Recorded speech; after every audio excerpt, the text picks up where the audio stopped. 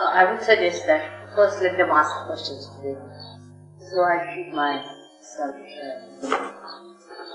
If you have any questions, it's better to ask them first, so that your mind is at rest.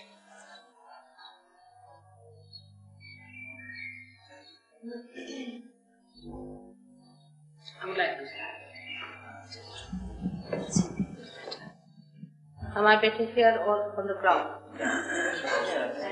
Yes.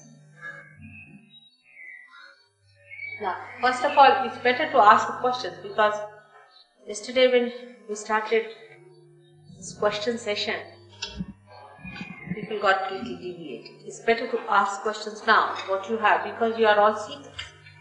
You are all seekers and you have been. So it's best is to ask questions now. So I'll be able to put the answer in between my head.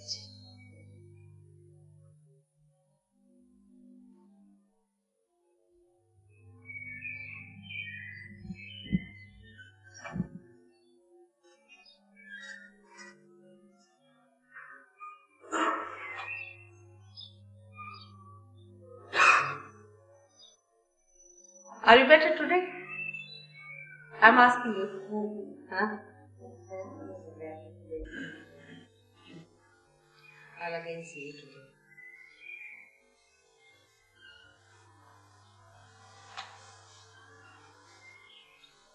Yeah.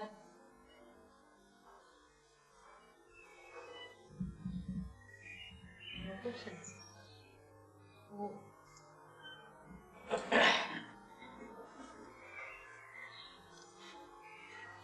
That means Sahajayogis have become quite capable of explaining Sahaja Yoga, and I am very proud of them. When I went to Australia, the newspaper people asked me, "Are all your disciples scholars?" I said, "No, they are very common people. They have to be very common and normal people." They said the way they know things, surprisingly we feel they are all scholars. I said, all scholarship is within yourself. All the knowledge is within you. If you only can get light there, you can see all that knowledge is within you. You don't have to go anywhere for your knowledge. It's all inside. Everything is built in. You are built in so beautifully to become your spirit that I don't have to do much about it. It just works out. Only thing is that one has to know what we should expect. To be the spirit, what should be our expectation? And that also logically you must understand. It should be a logical conclusion. Not just because I say something, because you have become a member of some group, because you have paid money somewhere. It's not that. Reality is what it is. And logically it has to be reality.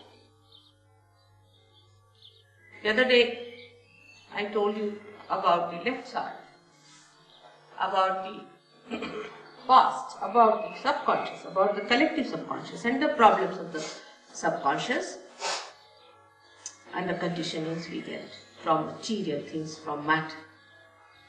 Matter is always trying to overpower the spirit. And this matter is overpowering us because we come from matter to begin with. But how does the spirit come out? What happens that we become the spirit?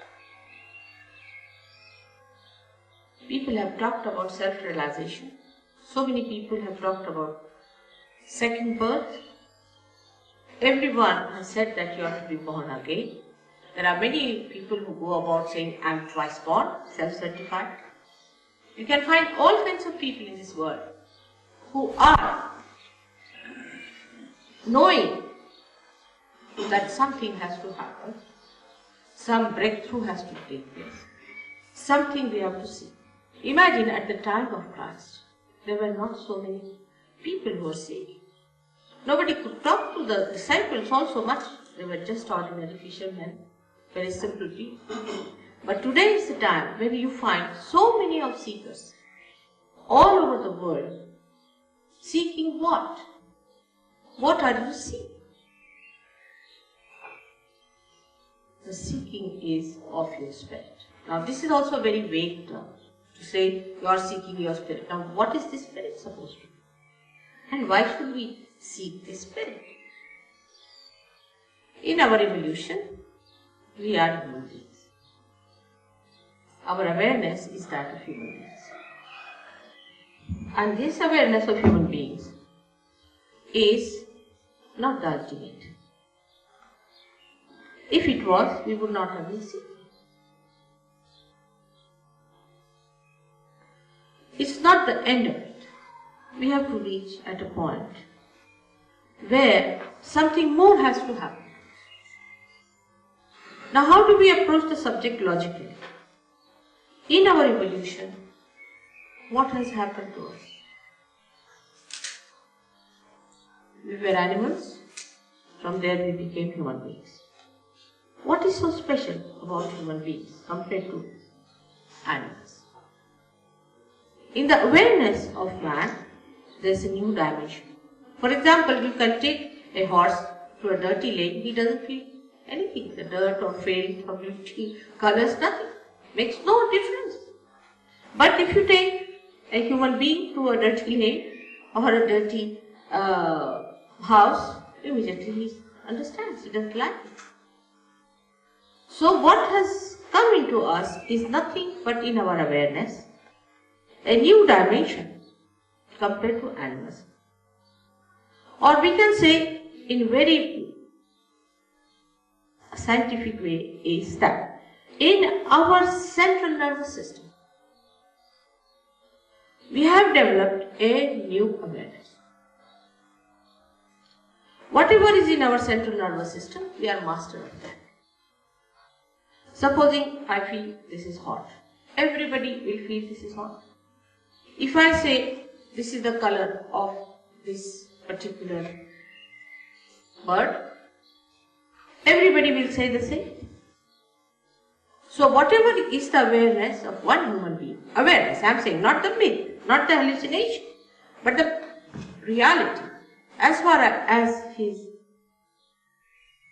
organs are concerned, sensory organs are concerned, or is just the same. A person who feels hot does not say that he feels cold. Not the other one will come and say it is cold. They all will say it is hot. So, one thing is there, the truth is one. It cannot be two. And that whatever has to happen now in our evolution has to be in our awareness. Like a fish became a turtle. If a fish became a turtle, what happened to him? It is in the awareness of the turtle, it started feeling the mother earth. It lost something that fish had and it started feeling something. In the same way, in our evolution, if something has to happen, we have to be something more in awareness, more direct.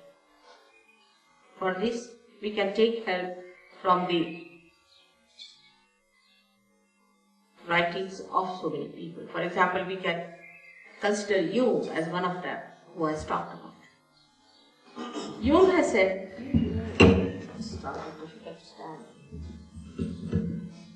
Jung has said that when the breakthrough will take place, the human beings will become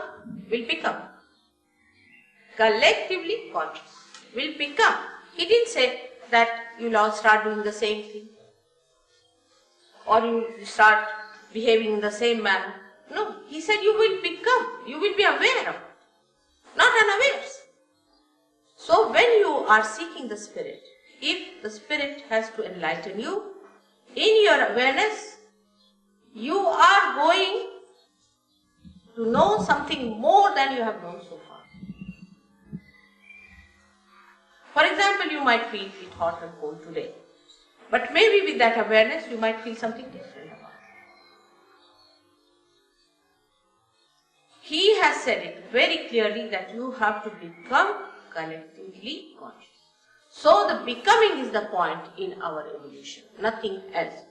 We become something else. In Sanskrit language, for example, they say, for a realized soul. For Indians, it's very common knowledge. It's nothing so much difficult to understand. He is called as a Dvija, the one who is born again. And also a bird is called as a Dvija. Because a bird is born first as an egg, and then it grows, matures, and then suddenly it becomes a bird. And that is the parallel of realization. You also know that on the Easter day, we give eggs. It has the same symbol, that we are eggs and we have to become the birds. So just now at this stage when we are human beings, we are just limited like an egg to grow up to a point where you can become the bird. All other sort of things people talk of is not the realization. Like, I may say that, alright, if I mesmerize you very well, I can give you bottles and you might start sucking the bottles just casually. Even knowing that you are doing something funny, you are doing it. You'll be compelled to do it because you are mesmerized. Any such activity that we fall into is not realization. Because whatever has happened to you, as human beings that you have done no activity whatsoever. We didn't cut our tails as the monkeys to become human. It has happened spontaneously like a flower becoming a fruit. It's a living process. One does not realize that whatever has to happen to you is a living process, it's not a dead process. What we can do is all dead. For example, we can stand on our heads, we can jump, we can run, we can do all kinds of things, but that is not the living process. The living process is when you become something. And that becoming must be asked by all honest seekers. If you are not honest, then it's difficult. Or even if you are honest and you are misidentified with certain ideas you have read because you have paid for the book or you have paid for an organization, you paid for someone, that's not going to help. What we have to see, what we become. And that's what yesterday I told, that you become the master. You become the prophet. As Blake has said, that God of men will become prophets and they will have powers to make others prophets. So to be very honest with yourself, you should say, have I become a prophet? And can I make others prophets? This is a very simple way of looking at our realization, and this is what you are capable of. That you become the prophet because everything is within you. The whole machinery is within you. You are like a computer. You are just to be put to the mains. It will start working. You have to just become that. And if you do not become that, then all other things, forming an organization and any such thing is of no use, is of no value, is all, I can say, misguidance. What have you got yourself? Supposing, if Ray has to say something, oh, mother saw a light and this happened and that happened, she has these powers, those powers, it's all useless. What is it to you? I may be the king of anything, so what does it matter to you? What has become of you is the important thing. And for that becoming, if I say there is everything placed within you, I have to prove it, that's all. This knowledge is not unknown to us, actually. It's all been described from the time of Moses. Like he says, the tree of fire. Now what is the tree of fire? Nobody knows. They just say there was tree of fire. But if you see the Kundalini completely enlightened, if you can see, it really looks like a tree of fire. And then it is said also in the Bible that I will appear before you like tongues of flames. Now what is that? No one explains, nobody knows. These tongues of flames are nothing but these centers when they are enlightened. You see them just like tongues of flames. But you need not see them. Because when you are outside the pavilion, you can see the pavilion. When you are inside, you don't see, you just see the hall. And that is why one should understand that it is not what we think should happen, but it is what will happen actually we should accept. So first we should get rid of our misidentifications with our ideas. That this will happen, that will happen, and this should happen, I should see a light, I should fly in the air. There are many people who are paying money to fly in the air. I mean, it's absurd. Why do you want to fly in the air? I don't understand. They are paying much more money than they can for that than they would have to pay to go around the whole world. I really tell you, by plane if you travel, it won't be so expensive as you are paying for this flying business, this flying squad business. And what is that? We have to understand. What is that when we go for this flying? What are we getting into? And this method of mesmerism is so subtle that you cannot understand. You just go on. Like the same flying squad business, we had a gentleman who was the director of the academy, down with epilepsy, his wife down with epilepsy, the child down with epilepsy. And they all came down to me, they lost their houses, they lost everything, penniless. This is what has happened to the flying of the whole Jew. Now, one must realize that you cannot pay for your evolution. You cannot pay. It's very simple to understand. As I told you yesterday, that if you pay to this flower, will it become a fruit? It's a living process for which we cannot pay. It doesn't understand money. Living processes do not understand money. I have not known any human being, supposing he is suffering from indigestion, he puts some money there saying that now I pay you my stomach, now will you digest my food. Do we do that? In the same way, it is the highest of highest living processes for which you cannot pay. It's a very subtle thing to understand for human beings, because they believe that for everything one has to pay, otherwise it doesn't work out. You see, you go to a machine, you want to have a good, say, machine, you must pay, which works. You see, if it doesn't work, you can have free. But the one that works, we have to pay. Any motor car is free means it's all a junk. You can't have it. You will have to pay to take it to the junk shop. So it is always in the minds of human beings that one has to pay. And this is very that you cannot pay. I am talking of the processes which are beyond human. The human beings are not doing it. For example, we cannot transform a flower into fruit. The living process itself is beyond human reach. But when you become a superhuman, you can do it. And this should happen to you. If it does not happen to you, all the rest of the things are wrong. I am telling you with great concern, because the people who are in the market, who are selling goods, are doing it very well.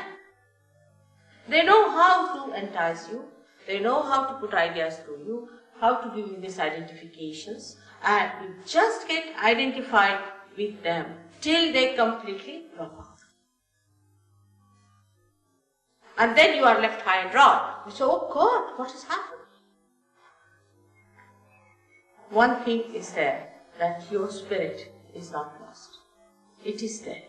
Despite whatever the mistakes, whatever may be the seeking, but the spirit resides within you despite everything till you live. And this spirit is to be brought into your conscious mind, means into your central nervous system. You should feel the powers of the spirit in your being. This is what is Sahaja Yoga is. Sahaja, as you must have told you, means born with. Now yesterday I told you about the left side, which is the power of desire, and through this power we have our all conditionings and all the receptions from the matter, materialistic things, and also what you can say, we collect all our past. And the past then extend up to the collective subconscious. I also told you yesterday that cancer is a disease caused by the left side extreme behavior of people. Those who go to the extreme behavior on the left side get the disease called cancer, and it can be cured if you can bring such an extreme case in the center. It can be cured. no doubt about it. Now the second side is the right side, which today I have told that I will tell you about. The gentleman is not here who asked so many questions. Is he here? He was just busy asking questions, that's all yesterday. He's not interested in seeking anything. Alright, now the second side, on the right hand side, is the power by which we act. First we desire and then we act. Now this power, right side power, is expressed within us as right sympathetic nervous system. Science has come from the same. Science is in the gross, these are all subtle things that are within us. Now this right side power, which exists within us, gives us the power for our mental and physical capacity to act. Now this action takes place when we desire something, we want to implement that desire, then we go into action. One has to understand what sort of a power is this. This power is called as Prana Shakti in Sanskrit, Prana. And the another one, the left one, as Mana Shakti, is the power of the emotions, or can say of the mind. But you see, English language is not so clear cut about it. So I would say Mana Shakti and Prana Shakti. These are the two powers that exist within us, and we start using them as left and right, we can say like a brake and an accelerator, and then we become the master of driving. But while becoming that, we make mistakes. The human mind has a speciality to go to extremes. Supposing I tell somebody, now you have to meditate. They'll meditate for 5 hours. There is no need to meditate for 5 hours or anything. But if you tell them that you have to stand on your head, they'll do it for 10 hours. So there is no need to go to extremes. We have to be just in the center, be kind to our body, be kind to ourselves. There's nothing to be frantic about. There's nothing to be so much exasperated about it. It's just very simple thing that has to happen. For example, think of a sea which is sold in a very loud music, or say a place where everybody is rushing, shouting, screaming. What will happen? That seed will never sprout. If it is in a peaceful place, is a properly placed one, or not in a tilted pot, then it will definitely develop into a beautiful tree or a beautiful shrub, whatever it has to develop into. In the same way, if we are too much on the extremes, we go to the left and to the right. Now going to the left, I told you yesterday what happens, that all these things like hypnosis and ESPs and most of these gurus try these tricks, you see, like they just make you hypnotized and people become absolutely mad over the guru. Oh, he's our guru, and they behave just like absolutely people without any brains. So I feel now I see that. The reason is that you feel there's a sort of a sense of security built in this gentleman, and if I'm following him, you see, he's going to heaven and I'm going with him to heaven. It doesn't happen like that.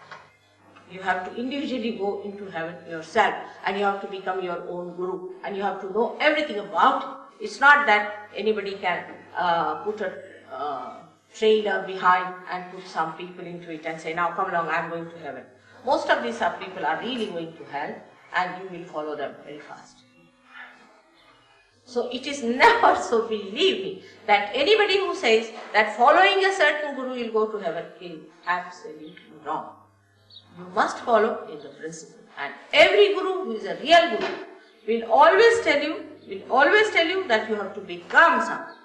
He will never just say, alright, you've given me the money, alright, you are the member, now you are my child, now you are my disciple, and I give you my love, let's have love. Where is the love? And give more money, give me Rolls Royces, give me this, give me that. At life, man, we are doing it thinking that we can exchange this. Now, as we are seekers, we have every right to find our spirits. And we are not to be deluded by any such tricks and pranks of these people, or I would say very sinister methods that they are employing. Not only to deceive you for money. I don't mind there are smugglers, let them have money what they want to have. But they spoil your chances of realization, which you do not realize. And once they are spoiled, it's very difficult to do realization. And if you do not really positively work it out, it's going to be impossible situation. I've seen people who have suffered on account of this. Now this action within us acts for our mental and physical capacities on the right hand side. Like we think of the future. Now we're planning, we start. It's planning. Now we must do this tomorrow or day after tomorrow. We have to do it and start sitting. Now I'll go there and I'll find this and then I'll take a ticket and then I'll go there. I mean, our mind is working for the future. So much so we become absolutely futuristic. To such an extent, sometimes I have met people who are futuristic, they even forget their own names. Can you believe it? I mean, they don't even remember their father's name, that's alright, but even their own names they forget. I mean, they are like mad because they don't remember their own names and they don't know where are they, what are they doing. I have met people of that kind who are really sick people because they have become so futuristic now that they do not know anything about their past. Now, this futuristic behavior starts in a society where people always think of the future. What will I do? What am I to do tomorrow? What am I to achieve tomorrow? And all these things when they start doing, their attention goes to the right extreme. Now in this place, we are very dangerously placed. Very dangerously placed when we start looking for the future. And the future seeing is a imaginary stuff. Is absolutely imaginary. Because what you think of the future doesn't exist. What exists is the present. You have to be in the present, not in the future. But people will say you have to be in the present. But how? We cannot. Either we are in the past or in the future. Because when the thought wave rises, it comes up and goes down. Another thought wave rises, goes up and comes down. Now, this thought wave which comes up, we go with it, but we don't see it's going down. Another thought wave that rises, we see that, but we don't see where it goes out. And so we are jumping on the cusp of these thoughts and we do not know. Perhaps we are in the past or perhaps in the future. But in the center of these two thoughts, there is present.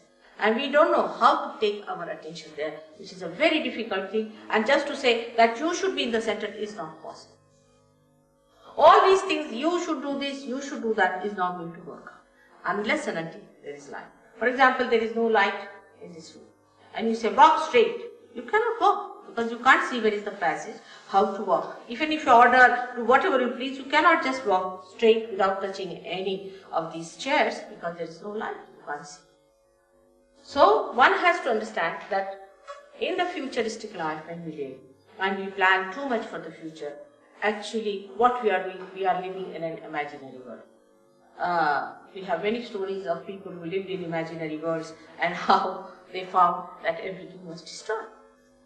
And there are people who work it out through their physical efforts, and when they go into their physical efforts, they create another problem for them because they just become physically oriented. And if you are just physically oriented, the spirit gets angry. So the right side movement is for the people who are very meticulous. You see what you call the people who are very particular about the time, and who are very firm about things, who are very dry people, and who are very straight and they won't tolerate any nonsense. That sort of people, you see that you find normally, and that sort of people become a headache and they are very boring. You can't just bear their company. They can be very boring people. And they give you big lectures about how to be straightforward and how to walk straight, absolutely. In the nature, nothing is straight. It all moves so beautifully because the nature is created out of varieties. And variety brings the beauty. They don't think of beauty, they don't think of love or compassion, nothing. For them, it is a very meticulous world, and that's how they live. Such people are developing a big ego within themselves, as you see there. With the yellow stuff in the head called as ego. Can you show? Right. By the action of the left side, emotional side, we develop a superego, but by the action of the right side, we develop an ego. Now this ego is not easy to be seen, because if you have a superego, you have pains in the body, you are a miserable person, you have wrinkles on the face, and you look absolutely worn out. But if you have ego, then you look so dynamic. We can say that Hitler was the extreme of this ego business. And he got into his head that he is some sort of a God incarnation, and that he has to save the people, and he was the one who knows about races and everything, and he is supposed to save some race. This kind of idea comes from these people who are right-sided. They are very aggressive. They may be very good to talk to. They may be very humble to look at. Could be very good businessmen. Could be anything. But they do not know that they have this Mr. Ego coming up on their heads, just like a big balloon, and they are floating in the air.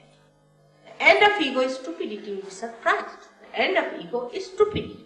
Such people indulge into all kinds of stupid things, and they say, what's wrong? For example, I've known old people behaving in so stupid ways, and they say, what's wrong? You know, an old man, say, of 90 years, who can't even walk without a stake, stakes to these dances you do, and then he falls down, you see, and he thinks, what's wrong? Like a lady I knew, she was about 85, she died from a horse falling down. Naturally, what else do you expect at 85? That's what is evident. For a lady of 85, she should settle down at home, look after her grandchildren. Maybe she might be having great grandchildren, you see. Instead of that, why does she want to be 25-year-old lady to climb on a horse? So all such stupid things they do, and then they will say, what's wrong? There's nothing wrong in stupidity, what's wrong? But such people are a nuisance to the society, to others. The people who are superego are troublesome to themselves, but those are egoistical are troublesome to others. They are all the time correcting others, torturing others, putting their ideas onto other people, and such people can be very, very successful, because nothing succeeds like success. They go on hammering things into the heads of people, saying, now, this is true, and when you go on saying it, you suddenly believe, yes, must be true. And such people are much more dangerous, I would say, from the superego type. But for people who do not know the tricks of the superego, they can be very, very, very dangerous, because they are very subtle. You cannot see them. They mesmerize, and they can possess you, and they can be very sly, and they can work out all sorts of methods which you are not aware. So it is not easy to choose which is better, which is not better. Both things are wrong to go to extremes on the right or to the left. Now let's see what happens physically. As I told about the cancer on the left hand side that you do. Physically, what happens to people who are futuristic? We have a center, especially for futuristic behavior, called as Swadhisthana Chakra, which is in the rose, manifesting the plexus called the aortic plexus within us. Now this Swadhisthana Chakra is very important for human beings, especially for people who are developed.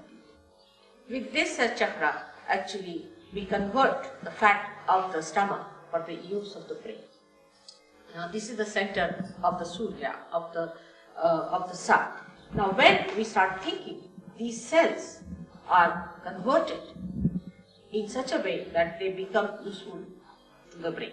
Now, if you are thinking all the time you are thinking, then what will happen? I mean, the horns are not going to grow out of that.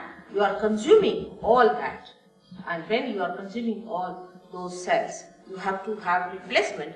And for that replacement, this Swadhisthana Chakra has to work very hard to convert the cells for the use of your brain. Now, when it is doing that, there are other things which this Swadhisthana Chakra has to look after. For example, your liver, your pancreas, your spleen, your kidneys, all are to be looked after by this center, and also uterus for the leaves. Now, when there's only one work is given to this Swadhisthana Chakra, and it cannot do any other work, then other things are neglected, so you develop a terrible disease called liver trouble. Now, liver trouble is another thing that you do not feel yourself. Others know that you are liverish, the way you are hot-tempered, the way you are fussy, the way you always frown at people, and the way you are never satisfied with anything, the way you criticize others, all this is liverish. And such liverish people are never happy with themselves because liver looks after their attention. And those who have liver problems, their attention is horrid.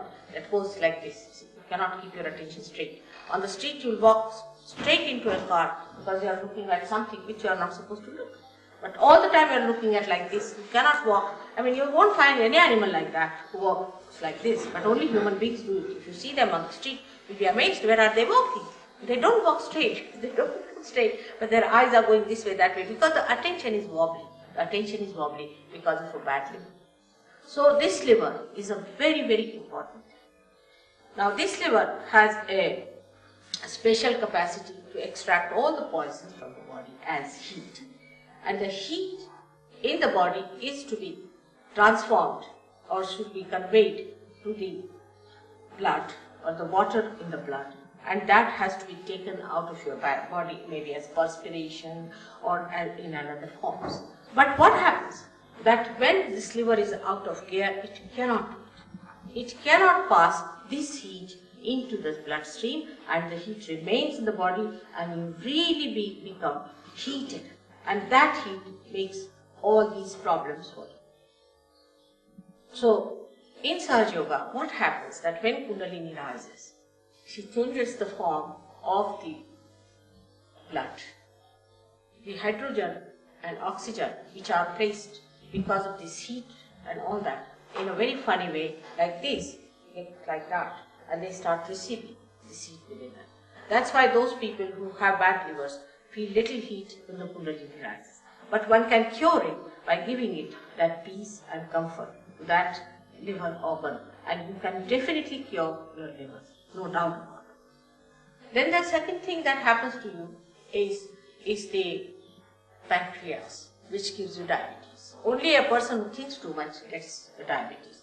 For example, an Indian farmer doesn't know what diabetes is, but then you stop your sugar. But that's not the way to stop your diabetes. Diabetes comes to you because you think too much. The doctors won't understand. That's why they say it is incurable. But because they cannot connect thinking with the disease. And this is what happens when you are all the time thinking like mad, then diabetes takes place. And this diabetes is also curable if you get your enlightenment. You can cure also the diabetes of other people, but because this vital power, which is integrated of all these three powers, flows through you, and you can replenish, you can give more to other people who are exhausted of it, and sort of you can fill them up with this power, and you can cure. The third one is the worst of all that happens to people is blood cancer because of spleen. Spleen is one thing very important, that it is the center of peace. The one who doesn't have a proper spleen cannot be peaceful. Now, it's a very simple thing, but doctors cannot connect it, nor all science-oriented people can connect it to something very, very simple. And the simple thing is that when we eat our food, if we are frantic, we are out to get trouble with the spleen, and we can get blood cancer. Now, if the mother is of that temperament, or a father is of that temperament, the children might be born with blood cancer. Now, we will be happy to tell you that in New York, we had a case of blood cancer. And when I was in India, in a village, somebody came and told me that such and such boy is sick. He is only 16 years with blood cancer, and doctors have declared that he is going to die within 2 weeks' time. They always declare, they are good at declaration only. And when this case came to me, I told them that I cannot do anything, I am in a village, but you can telephone to one of the Sahaja Yoginis. She was in England, now she is in New York, and she will look after this. You'll be amazed that the boy was cured completely. He came out of the hospital, he came to see me, and now he's gone back to his studies. I mean, like this we have cured many cases of blood cancer. But here we are not to cure people by any or healing anyone. That's not our job. It happens spontaneously as a byproduct of the Kundalini awakening. Main thing is we have to make you doctors. We have to make you knowledgeable people. We have to make you collectively conscious human beings who have to enter into the kingdom of God to reside there in His peace, bliss and joy. Now this trouble of kidney, of high blood pressure, all that is due to this. People worry, they are frantic, you see, and this franticness comes to us just as a matter of habit. I have known people, as soon as you say, oh, you have to go by aeroplane or somewhere, suddenly the aeroplane word triggers that frantic, oh, and they get mad. They don't know what they are up to. They will forget their passport, they will forget their luggage, they will forget this, that. Frantic. At the airport, if you go, you'll find this left navi, as we call it, this center is the spleen goes frantic. Now, when you eat your food or do any such work, there is an emergency created and more blood is needed to digest that. So this spleen, poor thing, works very hard to create that extra amount of blood cells. But at the time you are eating, you are also reading a newspaper. That's the worst thing one should do in the morning. Horrible. You read the newspaper, you are eating the food, the spleen goes off because another emergency comes. Then you get onto your bicycle with a sandwich in the hand, is even worse than that. And you are rushing to your work, suddenly you find a big jam on the way, then you are even very badly placed with the situation and you get so frantic and you don't understand, and the person who is in front of you goes on saying, oh, what's wrong with this fellow, why can't he drive fast, and the same fellow is saying something exactly the same to the another fellow who is going ahead. So this mad race is on, this rat race is on, and if you are eating your food in such a hurry and in such franticness, you develop this trouble which is very dangerous, called as blood cancer, and among young people is very common. Now, the last and not the least is the trouble of the heart. When you pay too much attention to all these outward things, to material things, to your all material advancement, to your physical advancement, and to so much of computerization of your brain, then you neglect the necessary attention to your spirit, which resides in your heart. And so the spirit receives. And when the spirit receives, you get a heart attack. Only a person who is right-sided gets a heart attack, and never a person who is left-sided. I told this to a doctor, and he told surprisingly that in a mental hospital, we never need a cardiogram. We do not need it. They never get a heart attack. A mad man never gets a heart attack. Surprising. A person who is mad is using his heart, his left side, his emotions, and his heart should go on. But no, his brain goes on. Can you imagine? And the one who uses the brain, his heart goes on. This is the balance created by nature in us. See how cleverly the nature is trying to guide us in the center. Don't go to the extreme. Keep to the center. Keep to the center. And then when you are absolutely in the center, then you get your evolution very quickly. So this is the right side that we have, the futuristic side, and as you know, we are all very futuristic by temperament. This futuristicness cannot be cured by telling, oh, now don't think. You cannot do it. You just cannot do it. If I order you that now you better stop planning, you just can't do it. You can't help it. You have to do that kind of plan. And you find all these plans fail because these plans are not related to the plans of the divine. Divine has some other plans, while you have some other plans. And they never combine together, and that's how you find all your plans fail, and you are just frustrated, left high and dry. You don't understand how it has happened. For your understanding, one has to know that there is a divine power. You may like it or not. All this living work that is done, millions and millions of flowers which are becoming fruits. A seed becoming a tree, a particular seed becomes a particular tree. In all the choices that are made, the whole organized way, the chemical acts, the way the chemistry is made of periodic laws, everything you see in this world is all so well organized, there has to be somebody doing it. So there is a divine power which is surrounding us, no doubt. But we have not yet felt it. That's all. If you have not felt it, that doesn't mean it doesn't exist. It does exist. And it works out. We have seen with our own experience that so many living things are happening, we just take it for granted. We are not bothered. See, in human life itself, a child is to be born. Then a fetus is held in the body. Normally, the law of medical science is this, that anything foreign, if it enters into the body, is thrown out immediately. All the forces are built up to throw it out. But what we find, that when a fetus is built up, the whole system works out to nourish it, to look after it, to bother about it. Very carefully, the water is created around it so that it is not disturbed, and every sort of a care is taken by the body to look after the fetus, and when the fetus is ready, it is thrown out. Who does that? Who does that? We must ask these questions to ourselves sometimes. After all, why have we become human beings? What was the need? What was the need? And if we haven't got the answer, that means we are still in transition, and we have to get there where we get the answer. We are made human beings to feel that divine power, to maneuver that divine power, and thus enjoy the bliss of divinity. That divine power is the collective. That gives us collective. The spirit in our heart is the one which is the collective being within us, which manifests that divine power to flow through us. And that's how, once we are connected to the mains, we start becoming what we are for. Like a machine, once it is put to the mains, it gets its meaning.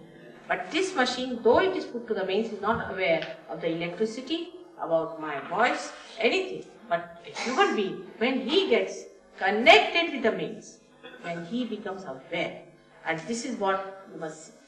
When you get realized, you can raise the Kundalini of others. You can give realization to others. Ray himself has done so many. Even in Riyadh he did it. He did it everywhere, wherever he went. He's just like you. He's an engineer. He's just like you. He was just like you. And now you'll be amazed at how much he knows about himself and about others. And a complete change has come, because once you get the spirit, when you get the highest, all these mundane things drop off and you become a master of yourself. No more enslavement of any habits or anything. It just works out beautifully. But one must give a chance to oneself, and one must have patience. The worst part of intelligence, so-called, is that you can make fun of it. That's the easiest way to make fun of everything and get rid of it. In olden times, when they wanted to face the reality, like when Christ came in, they didn't make fun of him. But they did at the time when he was crucified. But they just denied. But now it is not basically a problem. That problem doesn't exist, because to deny it requires more effort. So it's better to make fun. It's stupidity, again, as I said. It's stupidity to make fun of something. Because you are that. You are the spirit. You are the one who has to get it. And if you just know how to make fun, please go and play about it. All your life will go on, all your lives will go on. What's the use? And if you do not get the realization, in the words of your judgment, you have failed. You have failed, and there is a chance given to you. You can be comforted, and you can be counseled, you can be redeemed. But nobody can make you taste the beauty of your own being, that you have to do it yourself. If you do not want to do it, alright, it's perfectly alright. You're free to do it, do what you like. But if you want to do it, then please stop your guru shopping and wobbling. Stop and see for yourself what you need. It's a serious thing we should have. Unless and until human beings are evolved, none of the problems of the world are going to be solved. None of the problems, take it from me. Whatever they have done by their thinking, say they have created democracy, they have created communism, this, that, all this nonsense, has no meaning at all in reality. It has no meaning. Because, say, for example, you might say, I'm very powerful, so I'm a capitalist. But I can't live without giving to others, so I'm a communist. I'm a complete capitalist and a complete communist. Everything exists within me. And these ideas are all artificial, that you make some set of people as democratic and some people as this thing. Because as long as they are attached to selfishness, to all these things, they are not going to do any good job. Now, the detachment takes place because you become one with the spirit, which is not attached, which gives you that life, that detachment, and where you can see the whole thing just as a drama going on, and you work it out very well. You become so dynamic that you are amazed at your own dynamism. Apart from that, one has to realize if there is a power which is an all-pervading power, that power itself thinks, organizes, and looks after. So many things have happened to Sahajayogis. If I have to tell you all about it, you'll be amazed. Amazing things have happened. But Krishna has said very clearly, Yoga Kshema Vahamyam. Means when you get the yoga, you get the well-being. After yoga. He said yoga first. First the union must take place, then you will get the well-being. I have seen people who go to so-called gurus and things sick. You see their faces pale, absolutely finished. They are good for nothing, absolutely miserable people. And how such people could be in yoga? Not only physically, mentally they are at peace. They are full of compassion and love. And the compassion that doesn't talk but just flows. It flows. It emits. You can give your compassion even to flowers. If the flowers are dying, you can give them this and they will live for a while. If there are, say, trees which are dying, if you give them, they will prosper. If you give it to animals, they will be different. Because first time, after getting this power only, you are giving back something to the nature. Which is the first time you start giving something. Because the compassion just flows. It doesn't receive it, it just goes to us. And this should happen to you. Don't be satisfied with cheap things, with something nonsensical, which is something sort of a mimicry or a mass ideas. I'm talking of collectivity, where every individual is aware. It's not a mass activity, it is collectivity. May God bless you. I hope today many will get realization and become one with their spirits and will feel their collectivity. That's only my hope is.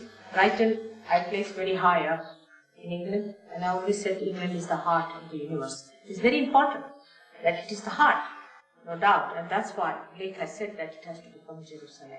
There's a lot of truth in what he has said. Lots of things he has said about Sahaja Yoga is absolutely true. But the heart is sluggish. Heart is sleepy. It's a sign. Like I say, that Europe is a liver and it is ready. Can you imagine what will be the state of affairs of this universe if everything is going against one's own essence? And the essence of English is that it is the heart. That means it articulates, it circulates. Whatever happens in England is taken up seriously. Supposing you become, all of you, stupid people, the whole world will become. The responsibility is such a lot of it which you do not realize. It's a very important thing that we are doing. It looks very small in this country because there are very few people who really come to Sahaja Yoga and settle down. Very few people. There are very few of that caliber. I think young little children are there. Many will come up by about say 10 years or so. I'm sure there will be a very good quality of people will be coming. And the seekers who are here are also sort of little nervous because they want to learn from Americans and from Europeans. There's nothing to be done from. It is you who are going to circulate. You are going to carry the message. I know it's a very important country and somehow it was managed that my husband could get his election done in England and we are here now for the last 8 years. Can you believe it? And we shall maybe hold this more at the most. So I hope something will happen and this Brighton, which is a very good place. I'm sure here also many will get their realization and will help in the emancipation of human beings. If you have